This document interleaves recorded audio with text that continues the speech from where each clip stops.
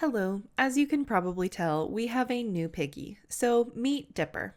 I volunteer at an animal rescue that has cats, dogs, and guinea pigs, and back in late June we took on a small hoarding situation of about 20 guinea pigs, including a heavily pregnant one. Since I have a fair amount of experience with piggies, my manager asked me to foster her, and of course I said yes.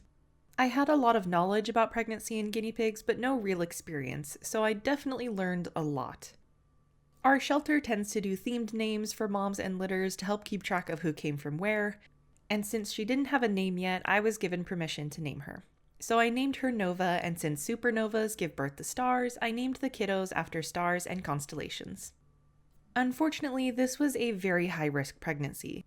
She didn't get proper prenatal care, and most shelters don't have the resources for emergency vet care, let alone for exotic animals.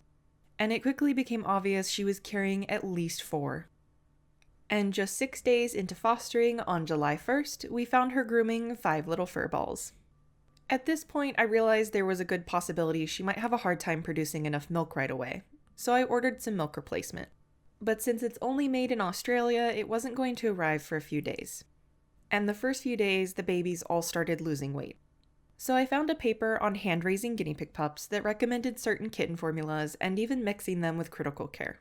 So that's what I did for a few days. The 2 smallest were born at 84 and 90 grams, so I gave them supplemental feedings for about 10 days, until Nova started to produce more. The smallest one was always trying to nurse and very determined to eat, so I wasn't as concerned for her. But the second smallest seemed a little out of it. She often just stared off into space and didn't seem interested in pushing past her siblings to nurse. So I bottle fed her the most. During the first 2 weeks, if I dared to hold any of them, even just to weigh them, they would scream for their mom nonstop. But about a day into bottle feeding, the little white ones started to sleep on me after eating.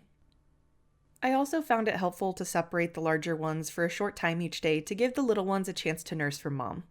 But they wouldn't stop screaming for their mom during this, so I tried putting them with Autumn. Autumn had a litter before I adopted her, and turns out those instincts are still there.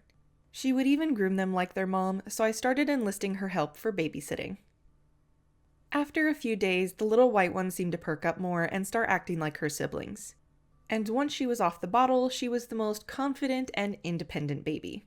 You would have no idea how she started out.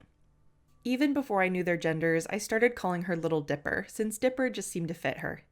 And around week 2, I was able to tell that she was a girl.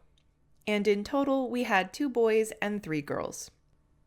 And once they hit 4 weeks, I took them back to the shelter. I was worried about Nova since she seemed to be pretty attached to me by then, but she ended up loving her new cage mates. And even though Dipper did too, it surprised me how much it bothered me to leave her there. I already knew my cage was big enough for 4 and that I wanted to adopt another one at some point. So I went into this foster knowing there was a real chance I would keep one. But I wanted to hold out for a piggy that really stole my heart. And Dipper did just that. A few days later, I brought her back home, this time officially mine.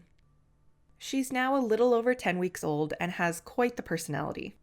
When she's not being a troublemaker, she's usually following Buddy around, acting like his little shadow. She loves touching noses with the other 3 and popcorns a lot. She is also a non-stop purr machine.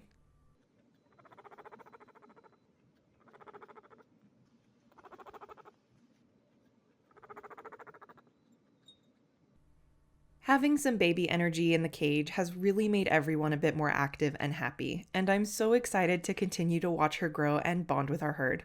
So, thanks for watching.